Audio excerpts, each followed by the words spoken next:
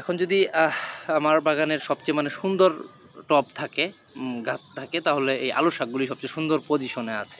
এগুলো কিন্তু আমি ওই বাগান থেকে কেটে নিয়ে আসছি, কেটে নিয়ে এসে 2 দিন পানির ভিতরে রাখছিলাম, রাখার পর এটা এখানে লাগাইছি।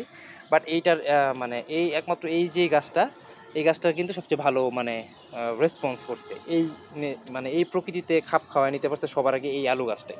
তো এটার ইয়েটা দেখেন, এই যে কত পরিমাণে ছড়াছিটাই হয়েছে, এটা হয়েছে। তো এটা খারাপ না, এটা ভালোই। এটার সারটার কিছু দেই নাই, সারটার দেওয়া ছাড়াই যে এটার এতটুকু ইমপ্রুভমেন্ট হয়েছে, এটা কিন্তু খুব একটা মানে লক্ষণীয় বিষয়।